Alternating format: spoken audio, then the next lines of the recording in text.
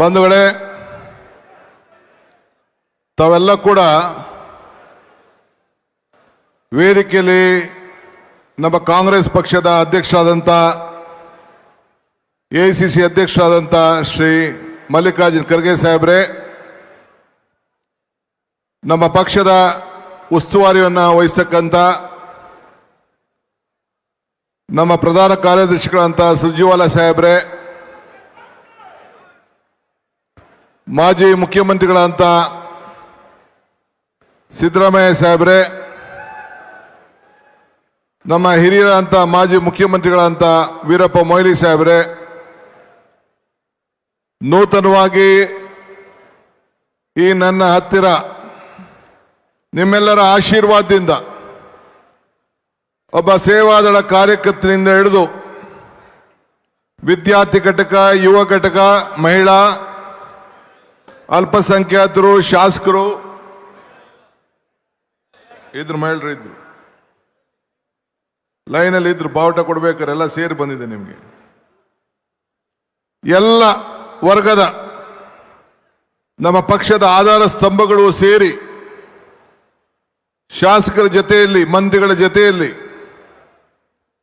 ಏನು ನಮ್ಮ ಕಾಂಗ್ರೆಸ್ ಧ್ವಜವನ್ನ ಸಿದ್ದರಾಮಯ್ಯನವರಿಗೆ ತಲುಪಿಸಿ ಅವರಿಂದ ನನಗೆ ಬಂದು ನಾನು ನಿಮ್ಮೆಲ್ಲರೂ ಕೂಡ ಏನು ಸೋನಿಯಾ ಗಾಂಧಿಯವರು ನನಗೆ ಮಾರ್ಚ್ 10ನೇ ತಾರೀಕು 2020ರಂದು ಕಾಂಗ್ರೆಸ್ ಪಕ್ಷದ ಅಧ್ಯಕ್ಷರಾಗಿ ನೇಮಕ ಮಾಡಿ ಆವತ್ತು ದಿನ ಇಂಥ ದೊಡ್ಡ ಸಭೆಯನ್ನ ನನ್ನ ಕೈಲಿ ಮಾಡೋಕ್ಕಾಗಲಿಲ್ಲ. ಕಾರಣ ಬಿಜೆಪಿಯವರು ನನಗೆ ಅವಕಾಶವನ್ನು ಕೊಡಲಿಲ್ಲ.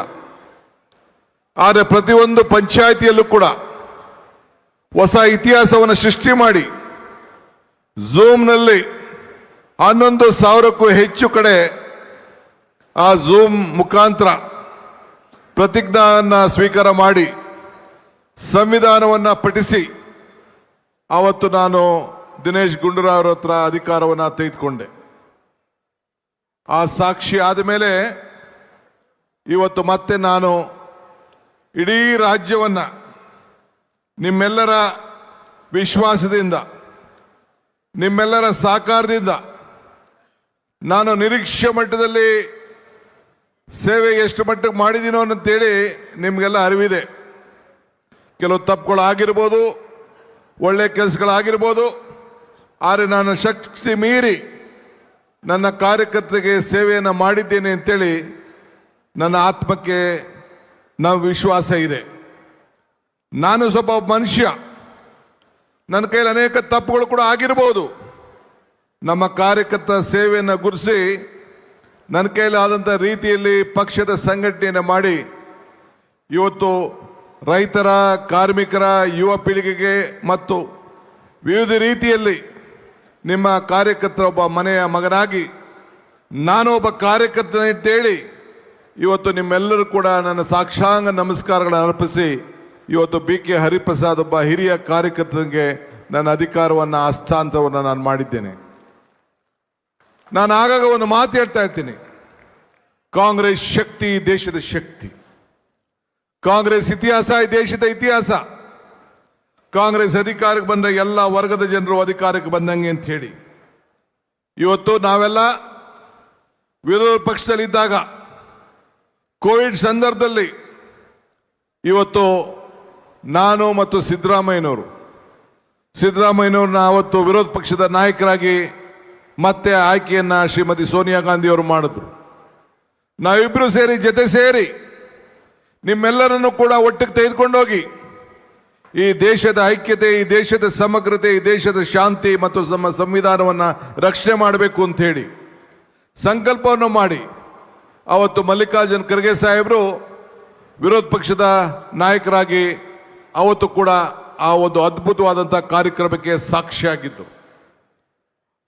ಶ್ರೀ ವೇಣುಗೋಪಾಲ್ ಅವರು ನಮ್ಮ ಪಕ್ಷದ ಪ್ರಧಾನ ಕಾರ್ಯದರ್ಶಿಯಾಗಿ ಅವತ್ತು ಕೂಡ ಸಾಕ್ಷಿಯಾಗಿದ್ದರು. ಫೋನಲ್ಲಿ ಶ್ರೀಮತಿ ಸೋನಿಯಾ ಗಾಂಧಿಯವರು, ರಾಹುಲ್ ಗಾಂಧಿಯವರು ಮತ್ತು ಪ್ರಿಯಾಂಕಾ ಗಾಂಧಿಯವರು ಕೂಡ ನನಗೆ ಸಂದೇಶವನ್ನು ಕೊಟ್ಟು ಆಶೀರ್ವಾದವನ್ನು ಮಾಡಿದ್ದನ್ನು ನಾವು ಮರೆಯಲಿಕ್ಕೆ ಸಾಧ್ಯ ಇಲ್ಲ. ಅಂಥ ಶುಭ ಗಳಿಗೆಯಲ್ಲಿ ಆ ಪ್ರತಿಜ್ಞೆಯನ್ನು ಸ್ವೀಕಾರ ಮಾಡಿ ಆವತ್ತು ಅಧಿಕಾರವನ್ನು ನಿಮ್ಮೆಲ್ಲರ ಸಮ್ಮುಖದಲ್ಲಿ ಪಡೆದೆ. ಕೋವಿಡ್ ಸಂದರ್ಭ ನಾವ್ಯಾರೂ ಮನೆಯಿಂದ ಹೊರಗಡೆ ಹೋಗ್ಲಿಕ್ಕೆ ಆಗಲಿಲ್ಲ. ನನ್ನ ವರ್ಕಿಂಗ್ ಪ್ರೆಸಿಡೆಂಟ್ಸು ಅವತ್ತಂದಿದ್ದಂಥ ಎಲ್ಲ ನಾಯಕರುಗಳು ಎಲ್ಲರೂ ಕೂಡ ಕೈ ಜೋಡಿಸಿ ಆ ಕೊರೋನಾದಲ್ಲಿ ಸುಮಾರು ಎಲ್ಲ ಶಾಸಕರನ್ನ, ಅವತ್ತಿದ್ದಂಥ ಶಾಸಕರನ್ನ, ಮಾಜಿ ಶಾಸಕರನ್ನ, ನಮ್ಮ ಎಲ್ಲ ಘಟಕದ ಮುಖ್ಯಾಧ್ಯಕ್ಷರನ್ನೆಲ್ಲ ತೆಗೆದುಕೊಂಡು ಇವತ್ತು ನಾವು ಅನೇಕ ಸಮಸ್ಯೆಗಳನ್ನು ಎದುರಿಸ್ತು. ಸಾವಿರಾರು ಜನಕ್ಕೆ, ಲಕ್ಷಾಂತರ ಜನಕ್ಕೆ ಫುಡ್ ಕಿಟ್ ಕೊಟ್ಟು ಬೆಲೆ ಕುಸಿಗೆ ಆಯ್ತಿತ್ತು. ದ್ರಾಕ್ಷಿ ಬೆಲೆ ಬೇವರ 5 ರೂಪಾಯಿ ಆಗ್ತಿತ್ತು. ಅವತ್ತೆಲ್ಲ ಕೂಡ ಇಡೀ ನಮ್ಮ ರೈತ ಕುಟುಂಬಗಳಿಗೆ ಭೇಟಿ ಕೊಟ್ಟು ಆತ್ಮಧೈರ್ಯವನ್ನು ತುಂಬಿ ಅವತ್ತು ಕೂಡ ಬೆಲೆ ಏರಿಕೆಯನ್ನು ನಿಯಂತ್ರಣ ಮಾಡಬೇಕು. ಇವತ್ತು ಆ ಒಂದು ರೈತರಿಗೆ ಸಂಕಟಕ್ಕೆ ಪಾಲಾಗಬೇಕು ಅಂತೇಳಿ ಕೋಟ್ಯಾಂತರ ರೂಪಾಯಿ ಹಣವನ್ನು ನಮ್ಮ ಕಾಂಗ್ರೆಸ್ ಕಾರ್ಯಕರ್ತರು ಖರ್ಚು ಮಾಡಿ ಇವತ್ತು ಎಲ್ಲರೂ ಕೂಡ ಉಚಿತವಾಗಿ ಫುಡ್ ಕಿಟ್ ಅಲ್ಲದೆ ನಮ್ಮ ತರಕಾರಿಗಳನ್ನು ಕೂಡ ಒದಗಿಸ್ಕೊಟ್ಟದ್ದು ತಾವೆಲ್ಲ ಸಾಕ್ಷಿಯಾಗಿ ನಾವು ನೋಡಿದ್ರಿ. ಅನೇಕರು ಇವತ್ತು ಖರ್ಗೆ ಸಾಹೇಬರು ಮನೆಗೆ ಯಾದಗಿರವರು ಹುಡುಕೊಂಡು ಹೋಗ್ತಾ ಇದ್ರು. ನಾನು ಮನೇಲಿದ್ದೆ. ಯಾರು ಬಸ್ಗೆ ಹೋಗ್ಬೇಕಾಯ್ತು. BJP ಸರ್ಕಾರ 700 ರೂಪಾಯಿ ಯಾದಗಿರಿಗೆ ಇದ್ದಂಥ ಬಸ್ ಚಾರ್ಜನ್ನು 3200 ರೂಪಾಯಿ ಕೊಡಬೇಕು, 3 ಕೊಡಬೇಕು ಅಂತೇಳಿ ಹೋಗಿ ಹೇಳ್ತಿದ್ರು. ಅವ್ರು ಬಂದು ನನ್ನನ್ನು ಭೇಟಿ ಮಾಡಿದ್ರು. ಅವತ್ತೊಬ್ಬ ನನ್ನ ಮಿತ್ರ ತಿಮ್ಮಯ್ಯ ನನ್ನ ಜೊತೆಲಿ ಕೂತಿದ್ದ. ನಾವೆಲ್ಲ ಸೇರಿ ಮಾತಾಡಿಕೊಂಡು ತಕ್ಷಣ ಸಿದ್ದರಾಮಯ್ಯನವ್ರ ಹತ್ರ ಮಾತಾಡಿದೆ. ಇನ್ನು ನನ್ನ ಅಧಿಕಾರದ ಹಸ್ತಾಂತರ ನನಗೆ ಅಫಿಷಿಯಲ್ ಆಗಿ ಆಗಿರಲಿಲ್ಲ. ದಿನೇಶ್ ಗುಂಡೂರಾಯರನ್ನ ಅವತ್ತು ಕರೆಸಿ ಅವ್ರಿಗೆ ಒಪ್ಪಿಗೆಯನ್ನು ಪಡ್ಕೊಂಡು ಅವ್ರ ಹತ್ರ ಚೆಕ್ಕಿಗೆ ಸಿಗ್ನೇಚರ್ ಮಾಡಿ 1 ಕೋಟಿ ರೂಪಾಯಿ ಹಣವನ್ನು KSRTCಗೆ ಕೊಟ್ಟು ಎಲ್ಲ ನಮ್ಮ ಕಾರ್ಮಿಕರು, ನಮ್ಮ ರೈತರು ವಾಪಸ್ ಅವ್ರ ಊರಿಗೆ ಹೋಗ್ಬೇಕು ಅಂತೇಳಿ ತೆಗೆದುಕೊಂಡಂತ ಒಂದು ತೀರ್ಮಾನ ಇಡೀ ದೇಶಕ್ಕೆ ಒಂದು ದೊಡ್ಡ ಸಂದೇಶವನ್ನು ಕಳಿಸುವಂತ ಕೆಲಸವನ್ನ ಇವತ್ತು ನಾವು ಮಾಡಿದೋ. ಇಡೀ ದೇಶ ನಮ್ಮ ತೀರ್ಮಾನವನ್ನು ಒಪ್ತು. ಇವತ್ತು ತಾವೆಲ್ಲ ನೆನಪಿರ್ಬೋದು, ಆಕ್ಸಿಜನ್ನಲ್ಲಿ 36 ಜನ ಪಿಲಿ ಅಂತ ಹೇಳಿ ನಮ್ಮ ಜನ ಸತ್ರು. ನಾನು ಸಿದ್ದರಾಮಯ್ಯನವರು ಇಬ್ರು ಓದೋ, ಟ್ರಯಲ್ ಮಾಡ್ದೋ, ಪರಿಸ್ಥಿತಿಯನ್ನು ನೋಡ್ದೋ, ವಿಧಾನಸಭೆಯಲ್ಲಿ ಚರ್ಚೆ ಮಾಡ್ದೋ. ಇವತ್ತು ಆದಂಥ ಅನ್ಯಾಯಕ್ಕೆ ಕೊಟ್ಟನ್ನ ಮಾತು ಕೊಟ್ಟು ಅಲ್ಲಿ ಇವತ್ತು ಏನು ಅವತ್ತು ಜನ ಸತ್ತಿದ್ರು ಅವರೆಲ್ಲರೂ ಕೂಡ ಮುಂದಿನ ದಿನ ನಾವು ನ್ಯಾಯವನ್ನು ಒದಗಿಸ್ಕೊಡ್ತೇವೆ ಅಂತೇಳಿ ಮಾತು ಕೊಟ್ಟು ಇವತ್ತು ಶರಣ್ ಪ್ರಕಾಶ್ ಮಂತ್ರಿಗಳು ಇಲ್ಲೇ ಇದ್ದಾರೆ, ವೆಂಕಟೇಶ್ ಅವರು ಇಲ್ಲೇ ಇದ್ದಾರೆ. ಅವರ ಮುಖಂಡತ್ವದಲ್ಲಿ ಯಾರು ಅವತ್ತು ಸತ್ತಿದ್ದಾರೆ, ಏನು ಮಾತು ಕೊಟ್ಟಿದ್ದೋ ಆ 33 ಜನಕ್ಕೂ ಕೂಡ ಸರ್ಕಾರದ ಉಚಿತವಾದಂಥ ನೌಕರಿಯನ್ನು ಕೊಟ್ಟು ಇವತ್ತು ನಮ್ಮೆಲ್ಲರೂ ಕೂಡ ಒಂದು ಶಕ್ತಿ ಕೊಟ್ಟ ಮಾತನ್ನು ಇವತ್ತು ಉಳಿಸ್ಕೊಂಡಿದ್ದೇವೆ ಅಂತ ಹೇಳ್ಕೊಳ್ಳಿಕ್ಕೆ ನನಗೆ ಬಹಳ ಸಂತೋಷ ಆಗ್ತದೆ. ಹಿಂಗೆ ಇಡೀ ರಾಜ್ಯದ ಜನತೆ ನಮ್ಮ ಪ್ರತಿಯೊಂದು ಹೆಜ್ಜೆಯನ್ನು ಕೂಡ ನೋಡಿದ್ರು. ಕೃಷಿ ಕಾಯ್ದೆ ಬಂತು. ಕೇಂದ್ರ ಸರ್ಕಾರ ಕೃಷಿ ಕಾಯ್ದೆಯನ್ನು ನಮ್ಮೆಲ್ಲರ ಹೋರಾಟದಲ್ಲಿ ಬೆಂಗಳೂರಿನಲ್ಲೂ ಕೂಡ ಹೋರಾಟವನ್ನು ಮಾಡಿ ವಾಪಸ್ ತೆಗೆದುಕೊಳ್ಬೇಕಾದಂಥ ಒಂದು ಪರಿಸ್ಥಿತಿ, ಅನಿವಾರ್ಯತೆಯನ್ನು ಬಂತು. ಇಂದಿನ ಬೆಲೆ ಏರಿಕೆ, ಎತ್ತಿನಗಾಡಿನಲ್ಲಿ ಮೆರವಣಿಗೆ, ಸೈಕಲ್ ಜಾಥಾ, ಟಾಂಗಾ ಜಾಥಾ ಇವೆಲ್ಲ ಕೂಡ ಮಾಡಿ ಇವತ್ತು ಅನೇಕ ಹೋರಾಟಗಳನ್ನು ಮಾಡಿ ಆವತ್ತಿನ ಕಾಲದಲ್ಲಿ 2 ಮಂತ್ರಿಗಳು ಕೂಡ ರಾಜೀನಾಮೆಯನ್ನು ಕೊಡಿಸ್ಬೇಕಂತ ಅನಿವಾರ್ಯತೆ ಕೂಡ ಬಂತು. ರಾಷ್ಟ್ರಧ್ವಜ ಅಪಮಾನ ಮಾಡಿದಂಥ ಈಶ್ವರಪ್ಪನವ್ರಿಗೂ ಕೂಡ ನಾವು ರಾಜೀನಾಮೆ ಕೊಡಿಸ್ಬೇಕಂತ ಒಂದು ಪರಿಸ್ಥಿತಿ ತಾವೆಲ್ಲ ನೋಡಿದ್ರಿ. PSIನಲ್ಲಿ ಆಕ್ರಮಣ, ಸೋನಿಯಾ ಗಾಂಧಿ ಅವರ ವಿರುದ್ಧ ಕೊಟ್ಟಂಥ ಕಿರುಕುಳ, ಇವತ್ತು ರಾಹುಲ್ ಗಾಂಧಿ ಅವರಿಗೆ ಮಾಡಿದಂಥ ಅನೇಕ ಖಂಡನೆಯ ಪ್ರತಿಭಟನೆ, ಇವತ್ತು ನಮ್ಮ ಸಂಸತ್ ಸದಸ್ಯರನ್ನೆಲ್ಲ ವಿರೋಧ ಪಕ್ಷದವರು ನಮ್ಮನ್ನ ವಜಾ ಮಾಡಿ ಅವ್ರಿಗೆ ಮಾಡಿದಂಥ ಅವಮಾನ, ಇದೆಲ್ಲದೂ ಕೂಡ ಗಮನದಲ್ಲಿಟ್ಕೊಂಡು ನಾವು ಹೋರಾಟವನ್ನು ಮಾಡಿದೆವು. ಬಂಧುಗಳೇ, ಈ ದೇಶದಲ್ಲಿ ನೀವು ಕೂಡ ಇತಿಹಾಸವನ್ನು ಸೃಷ್ಟಿಸಿದ್ದೀರಿ. 75 ಲಕ್ಷ ಕಾಂಗ್ರೆಸ್ ಪಕ್ಷದ ಸದಸ್ಯರನ್ನಾಗಿ ಜವಾಹರ್ಲಾಲ್ ನೆಹರು ಅವರ 75 ವರ್ಷದ ಏನು ಒಂದು ಆಚರಣೆ ಇತ್ತು, ನಮ್ಮ ಕಾಂಗ್ರೆಸ್ ಪಕ್ಷದ ಆಚರಣೆ ಇತ್ತು, ಸ್ವಾತಂತ್ರ್ಯ ಆಚರಣೆ ಇತ್ತು. ಅವರ ಹುಟ್ಟಿದ ಹಬ್ಬ ಮೆಂಬರ್ಶಿಪ್ ಡ್ರೈವನ್ನು ಮಾಡಿ ಇಡೀ ದೇಶಕ್ಕೆ ಒಂದು ದೊಡ್ಡ ಸಂದೇಶವನ್ನು ಕಟ್ಟಿ 75 ಲಕ್ಷದ ಮೆಂಬರನ್ನು ತಾವೆಲ್ಲ ಮಾಡಿದ್ರಿ. ಇದು ಈ ದೇಶದಲ್ಲಿ ಒಂದು ಇತಿಹಾಸ. ಈ ದೇಶದಲ್ಲಿ ಇತಿಹಾಸ. ನಾವು ರೈತರಿಗೋಸ್ಕರ ಕೃಷ್ಣೆ, ಮಾದಾಯಿ, ಕಾವೇರಿ ವಿಚಾರದಲ್ಲಿ ಹೋರಾಟವನ್ನು ಮಾಡಿದ್ದು. ಕೋವಿಡ್ ಸಂದರ್ಭ, ಆ ಸಂದರ್ಭದಲ್ಲಿ ಮೇಕೆದಾಟು ಪಾದಯಾತ್ರೆಯನ್ನು ಮಾಡಿದ್ದು. BJPಯವರು ಅನುಮತಿ ಕೊಡಲಿಲ್ಲ. ಕೊನೆಗೆ 8 ದಿನ ಆದಮೇಲೆ ನಾವು ವಾಪಸ್ ನಿಲ್ಲಿಸಬೇಕಾದಂಥ ಪರಿಸ್ಥಿತಿ ಬಂತು. ನಮ್ಮ ನೀರು ನಮ್ಮ ಹಕ್ಕು ಹೆಜ್ಜೆ ಮೇಲೆ ಹೆಜ್ಜೆ ಹಾಕಿ ವಾಪಸ್ ನಿಲ್ಲಿಸಿ ಮತ್ತೆ ಅದನ್ನು ಕೂಡ ಸಂಗಮದಲ್ಲಿ ಬಂದು ಮಲ್ಲಿಕಾರ್ಜುನ್ ಖರ್ಗೆ ಅವರ ಅಧ್ಯಕ್ಷತೆಯಲ್ಲಿ ಅವರು ಉದ್ಘಾಟನೆಯನ್ನು ಮಾಡಿ ಇವತ್ತು ಏನು ಮೇಕೆದಾಟು ಪಾದಯಾತ್ರೆ ಮಾಡಿದ್ದು ಈ ರಾಜ್ಯದಲ್ಲಿ ಅದು ಒಂದು ಐತಿಹಾಸಿಕವಾದಂಥ ಪುಟ. ಇನ್ನು ಮುಂದಿನ ದಿನದಲ್ಲಿ ಆದ್ರೆ ಏನಾಗಿದೆ, ಬದಲಾವಣೆ ಏನಾಯ್ತು, ಯಾವ ರೀತಿ ಹೋರಾಟವನ್ನು ಮಾಡಿದ್ದೇವೆ, ನಮ್ಮ ನೀರು ನಮ್ಮ ಹಕ್ಕು ಹೋರಾಟ ಎಲ್ಲಿಗೆ ಮುಟ್ಟಿದ್ದೇವೆ ಅಂತೇಳಿ ಮುಂದಿನ ದಿನದಲ್ಲಿ ನಿಮ್ಮ ಹತ್ರ ಅದನ್ನು ಚರ್ಚೆಯನ್ನು ನಾನು ಮಾಡ್ತೇನೆ. ಚಿತ್ರದುರ್ಗದಲ್ಲಿ ಐಕ್ಯತೆ ಸಮಾವೇಶವನ್ನು ಮಾಡಿದು, ಏನು ನಮ್ಮ ಇಂಟರ್ನಲ್ ರಿಸರ್ವೇಷನ್ ಇತ್ತು ಆ ವಿಚಾರದಲ್ಲಿ ಎಲ್ಲರೂ ಕೂಡ ಒಟ್ಟಿಗೆ ಸೇರಿಸಿ ಎಲ್ಲರೂ ಸೇರಿ ಒಗ್ಗಟ್ಟಾಗಿ ನಾವು ದುಡಿಬೇಕು ಅಂತೇಳಿ ಎಲ್ಲರೂ ಕೂಡ ನ್ಯಾಯವನ್ನು ಕೊಡಬೇಕು, ಸರ್ವರಿಗೂ ಸಮಬಾಳು ಸಮಪಾಳು ಅಂತೇಳಿ ಸಂಕಲ್ಪವನ್ನು ಮಾಡಿ ಕಾರ್ಯಕ್ರಮವನ್ನು ರೂಪಿಸಿ ಅದನ್ನು ಕೂಡ ಇವತ್ತು ಜಾರಿಗೆ ನಾವು ತಂದಿದ್ದೇವೆ. ಹಂಗೆ ಪ್ರತಿ ಹಂತದಲ್ಲೂ ಕೂಡ ಪ್ರಜಾಧ್ವನಿ ಬಸ್ ಯಾತ್ರೆ, ಇವತ್ತು ಅನೇಕ ಯುವಕರು ಉದ್ಯೋಗದ ವಿಚಾರದಲ್ಲಿ ಮಾಡಿದಂಥ ಹೋರಾಟ ತಾವೆಲ್ಲ ಕೂಡ ಗಮನಿಸಿದ್ದೀರಿ. ಹಿಂಗೆ ಒಂದೊಂದಲ್ಲ ಎರಡಲ್ಲ, ಈ ರೀತಿ ನಾವು ಹೋರಾಟವನ್ನು ಮಾಡಿ ಪ್ರಜಾಧ್ವನಿ ಕಾರ್ಯಕ್ರಮವನ್ನು ಇಟ್ಕೊಂಡು ಬೊಂಬಾಯಿಗೆ ಇವತ್ತು ಬೆಳಗಾಂಗೆ ಹೋಗಿ ಗಾಂಧಿ ಬಾವಿಯಲ್ಲಿ ಹೋಗಿ ನೀರನ್ನು ತೆಗೆದು ರಸ್ತೆಗೆ ಚೆಲ್ಲಿ ಆ ನೀರನ್ನು ತೆಗೆದು ಚೆಲ್ಲಿಗೆ ಕಸವನ್ನು ಗುಡಿಸಿ ಅಲ್ಲಿ ಹೋಗಿ ಚಿಕ್ಕೋಡಿಯಲ್ಲಿ ಮೊದಲನೇ ಗ್ಯಾರಂಟಿ ಗೃಹ ಜ್ಯೋತಿ ತಮ್ಮೆಲ್ಲರ ಮನೆಯಲ್ಲೂ ಕೂಡ ಉಚಿತವಾಗಿ ಬೆಳಗಬೇಕು, 200 ಯೂನಿಟ್ ಕೊಡಬೇಕು ಅಂತೇಳಿ ಕೊಟ್ಟನ್ನ ಮಾತನ್ನ ಕೂಡ ನಾವು ಮೊದಲನೇ ಗ್ಯಾರಂಟಿ ನಿಮ್ಮ ಮನೆಯ ಜ್ಯೋತಿ ಬೆಳಗಬೇಕು ಅಂತೇಳಿ ತೀರ್ಮಾನವನ್ನು ನಾವು ಮಾಡಿದ್ವು. ಹಿಂಗೆ 10 ರೀತಿ ಹೋರಾಟ. ಇದು ನನ್ನ ಹೋರಾಟ ಅಲ್ಲ, ಸಿದ್ದರಾಮಯ್ಯನವ್ರ ಹೋರಾಟ ಅಲ್ಲ, ನಿಮ್ಮೆಲ್ಲರ ಹೋರಾಟ, ನಿಮ್ಮೆಲ್ಲರ ಶಕ್ತಿ ಇವತ್ತು ಈ ರಾಜ್ಯದಲ್ಲಿ 136 ಸೀಟು ಗಳಿಸಲಿಕ್ಕೆ ಅವಕಾಶವನ್ನು ಇವತ್ತು ತಂದಿದೆ. ನಾನೊಬ್ಬ ಮಾಡಲಿಕ್ಕೆ ಸಾಧ್ಯ ಇಲ್ಲ, ನಾನೊಬ್ಬಂದು ಅಲ್ಲಿ ಸಿದ್ದರಾಮಯ್ಯನವ್ರದ್ದಲ್ಲ. ಈ ವೇದಿಕೆಯಲ್ಲಿರುವಂಥ ಎಲ್ಲ ನಾಯಕರುಗಳು, ನೀವಿರುವಂಥ ಎಲ್ಲ ಕಾರ್ಯಕರ್ತರು ಹಗಲು ರಾತ್ರಿ ದುಡ್ದಿದ್ದೀರಿ.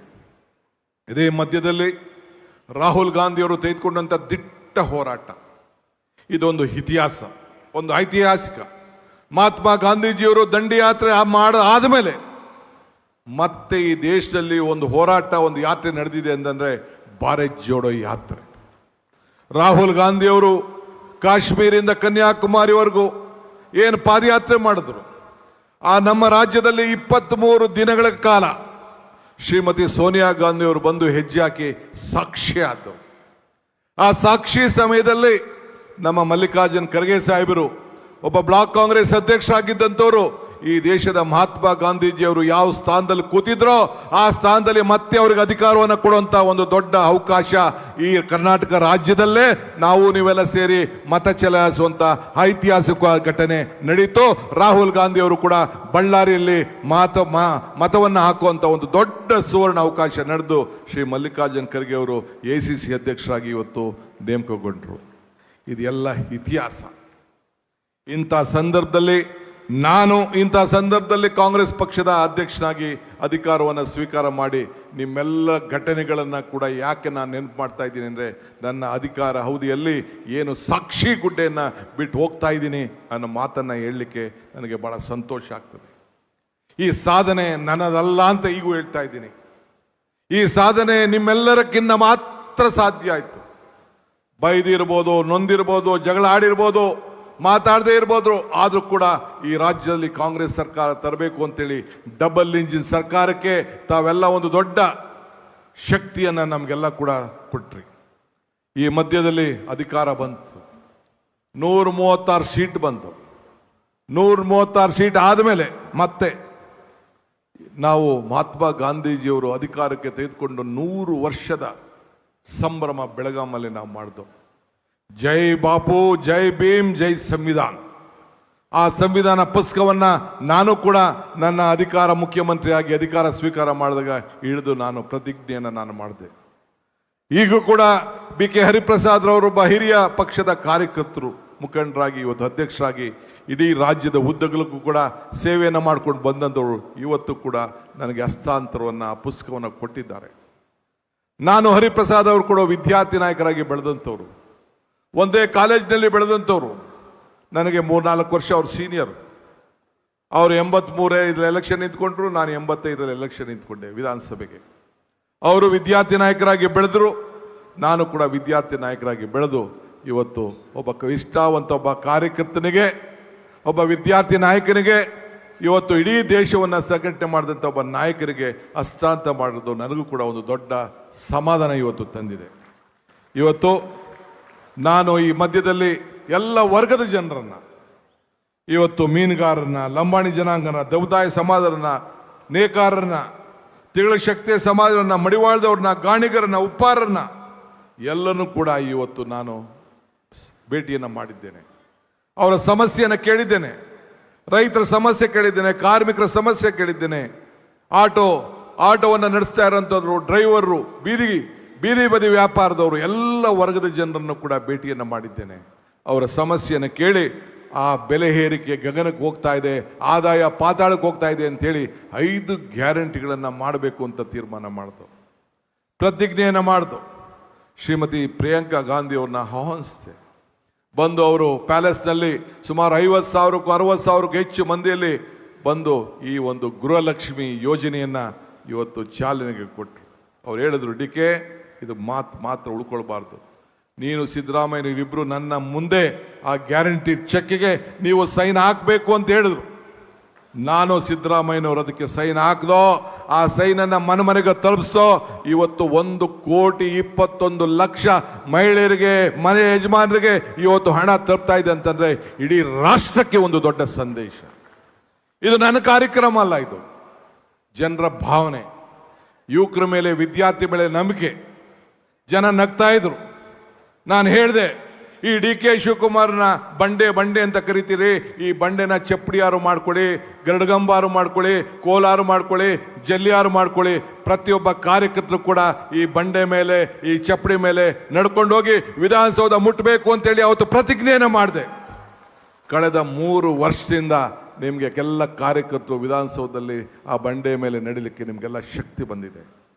ಇವತ್ತು ಕೂಡ ಮತ್ತೆ ಶ್ರೀ ಸಿದ್ದರಾಮಯ್ಯ ಸಾಹೇಬರು, ನಾನು ಅವ್ರ ಕೈ ಜೋಡಿಸಿ ಜೊತೆಗೆ ಸೇರಿ ಒಟ್ಟಿಗೆ ಒಂದು ಸಣ್ಣ ಸ್ಟೇಟ್ಮೆಂಟು ಕೂಡ ನಾನು ತಾಳ್ಮೆಯಿಂದ, ನಾನು ಸಿದ್ದರಾಮಯ್ಯ ಸಾಹೇಬರು ಸೋನಿಯಾ ಗಾಂಧಿ ಅವರ ಮುಖಂಡತ್ವದಲ್ಲಿ ನನ್ನ ಹತ್ರ ಏನು ಚರ್ಚೆ ಮಾಡಿದ್ರು, ಖರ್ಗೆ ಸಾಹೇಬರ ಮುಖಂಡತ್ವದಲ್ಲಿ ನಾವೆಲ್ಲ ಮಾತುಕತೆ ಮಾಡಿದ್ದೋ, ಅದಕ್ಕೆ ಒಪ್ಪಂದವನ್ನು ಮಾಡಿಕೊಂಡು ಇವತ್ತು ಹಸ್ತಾಂತರವನ್ನು ನನಗೆ ಈ ಜವಾಬ್ದಾರಿಯನ್ನು ಕೊಟ್ಟಿದ್ದಾರೆ. ಇದನ್ನು ಉಳಿಸ್ಕೊಂಡು ಹೋಗ್ಬೇಕು. ನಾನು ಇವತ್ತು ಹೇಳ್ತಾ ಇದ್ದೀನಿ, ನನಗೆ ಗುಂಪು ಬಗ್ಗೆ ನಂಬಿಕೆ ಇಲ್ಲ, ಜಾತಿ ಬಗ್ಗೆ ನಂಬಿಕೆ ಇಲ್ಲ, ಧರ್ಮದ ಬಗ್ಗೆ ನಂಬಿಕೆ ಇಲ್ಲ.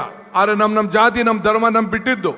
ಆದರೆ ಇದೊಂದು ಕಾಂಗ್ರೆಸ್ ಜಾತಿ, ಇದೊಂದು ಕಾಂಗ್ರೆಸ್ ಧರ್ಮ, ಇದು ಕಾಂಗ್ರೆಸ್ ಧ್ವಜ, ಇದು ಅನ್ನೋದು ಮಾತ್ರ ನಾವು ಯಾರು ಕೂಡ ಮರೀಲಿಕ್ಕೆ ಸಾಧ್ಯ ಇಲ್ಲ.